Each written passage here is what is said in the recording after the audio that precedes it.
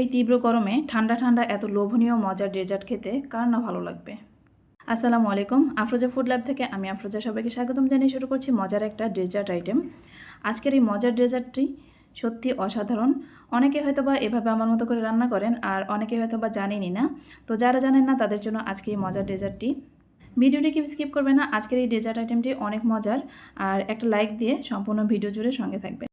আর এই মজার ডেজার্টটি তৈরি করার জন্য এখানে চুলে একটি কড়াই বসিয়ে দিয়েছি। তাতে দিয়ে দিলাম 1 লিটার পরিমাণ পানি।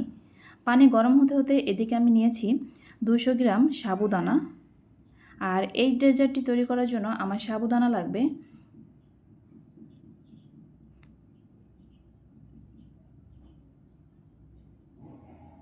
এখন এই সাবুদানা সিদ্ধ করে নিব। পানি যখন অনেকটাই গরম হয়ে আসবে তখন এই সাবুদানা পানির মধ্যে দিয়ে সিদ্ধ করে নিব।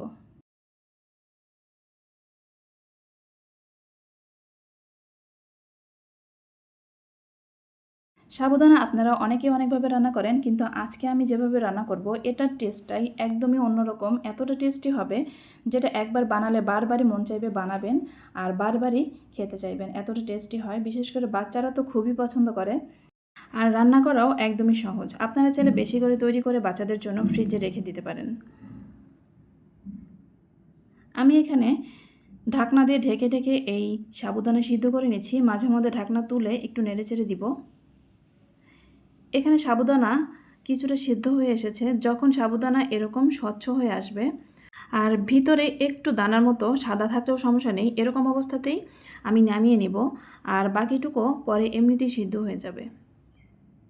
আমি অফ ক্যামেরাতে সাবুদানা নামিয়ে এভাবে ধুয়ে নিয়েছি। ঠান্ডা পানিতে ধুয়ে নেওয়ার পরে ঠিক এরকম একটা অবস্থাতে এসেছে। অবশ্যই কিন্তু সাবুদানা ঠান্ডা পানিতে ধুয়ে নিতে হবে, তাহলে সাবুদানা রান্না করলে আঠা আঠা হবে না, আর একদমই ঝরঝরে খুব সুন্দর একটা স্ট্রাকচারে আসবে। এখন চুলোয় আবারও কড়াই বসিয়ে দিয়ে তাতে দিয়ে দিয়েছি 1 লিটার পরিমাণ দুধ। দিয়ে দিলাম দারুচিনি, এলাচ এবং একটা তেজপাতা মাঝখান দিয়ে ছিঁড়ে দিয়েছি। 2টো এলাচ এবং 2টো দারুচিনি দিয়েছি। এখন এখান থেকে সামান্য একটু দুধ আমি তুলে নিব। আমি হাফ কাপ পরিমাণ দুধ তুলে নিব। আর এই দুধটা আমি পরে কাজে লাগাবো। কোন কাজে লাগাবো সেটা আপনারা ভিডিওতে দেখতে পারবেন। এখন দিয়ে দেব 1.25 কাপের মতো চিনি। আপনারা চিনি আপনাদের পছন্দ মতো দিবেন। যারা চিনি বেশি খান, মিষ্টি বেশি খান, তারা চিনি একটু বেশি করে দেবেন। এখন চিনি দিয়ে ভালো করে নেড়ে চেড়ে যত সময় না দুধ ফুটে উঠছে তত সময় এভাবে নাড়তে থাকবো, যেন নিচে লেগে না যায় বা ধরে না যায়। দিয়ে দিলাম বেশ কয়েকটা কিশমিশ।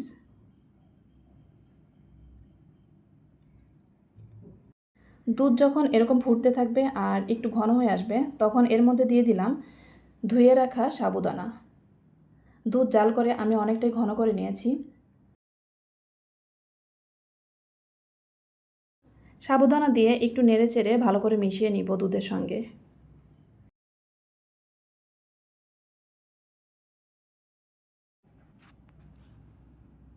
এখন দিয়ে দিব সামান্য একটু লবণ। লবণ দিয়ে আবার একটু নেড়ে চেড়ে দিব। অনেকেই আছেন মিষ্টি খাবারে লবণ খান না, কিন্তু লবণ দিলে আমার কাছে মনে হয় এর টেস্টটা একটু ভালো আসে। তো আমি একটু লবণ দিয়ে একটু নেড়ে চেড়ে দিব। আর এখন যে দুধটুকু দেখছেন আমি আগেই তুলে রেখেছিলাম হাফ কাপ দুধ, এই দুধের সঙ্গে মিশিয়ে নিব কাস্টার্ড পাউডার। এখানে আমি প্রায় 2 টেবিল চামচের মতো কাস্টার্ড পাউডার মিশিয়ে নিব। 2 টেবিল চামচের একটু কম দিয়েছি। এখন ভালো করে দুধের সঙ্গে মিশিয়ে নিব। ভিডিওটি দেখতে দেখতে যারা এই পর্যায়ে চলে এসেছেন এখন একটা লাইক দেননি, একটা লাইক দিয়ে ভিডিওটি কন্টিনিউ করবেন। আপনাদের একটা লাইক আমাদের কাজের অনুপ্রেরণা অনেক গুণে বাড়িয়ে দেয়।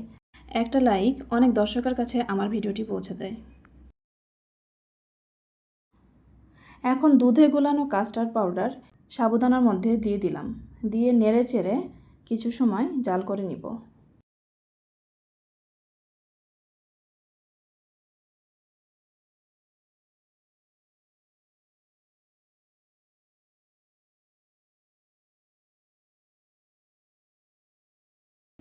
এভাবেই নেড়ে চেড়ে বলক ওঠা পর্যন্ত জাল করে নিব।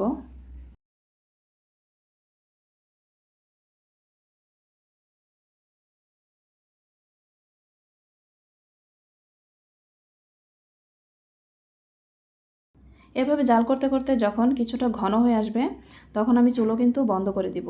আমি অলরেডি চুলো বন্ধ করে দিয়েছি, ঠান্ডা হওয়া পর্যন্ত অপেক্ষা করব।